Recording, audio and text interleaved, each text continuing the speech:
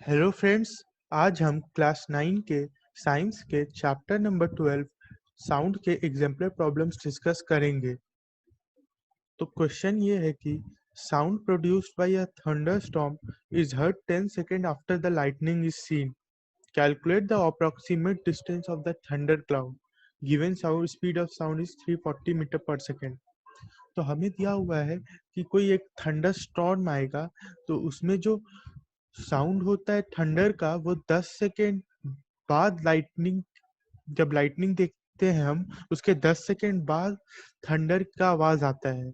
तो हमें बताना है कि थंडर जो क्लाउड है वो ग्राउंड से या हमसे कितना दूर है, हमें उसका डिस्टेंस बताना है। आइए हम इसका सॉल्यूशन समझने की कोशिश करते हैं।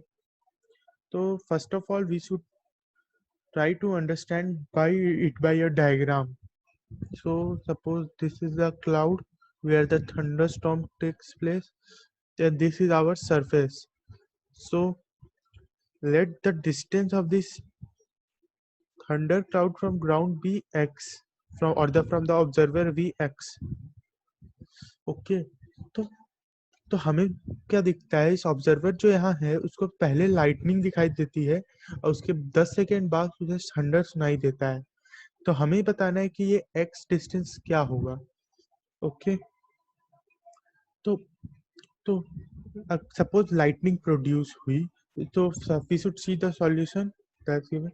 We know that speed of light is 3 into 10 to the power 8 meter per second and speed of sound is 340 meter per second. तो suppose लाइट प्रोड्यूस हुई, सबसे पहले लाइट प्रोड्यूस हो, लाइट हमें दिखाई देगी।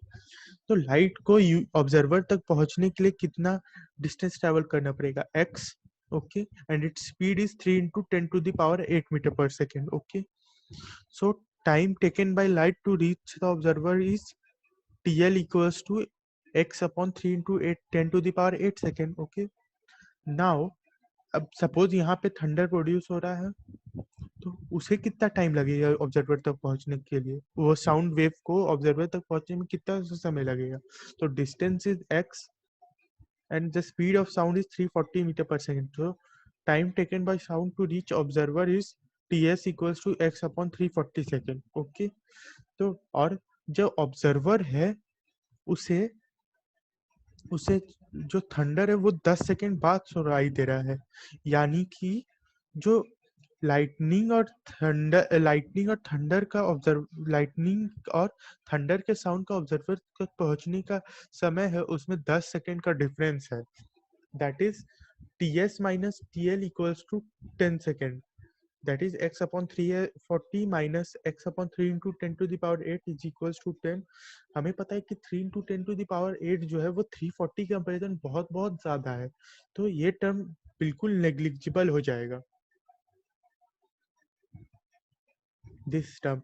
सो x upon 340 equals to 10 और x equals to 3400 meter, so the distance will be 3400 meter.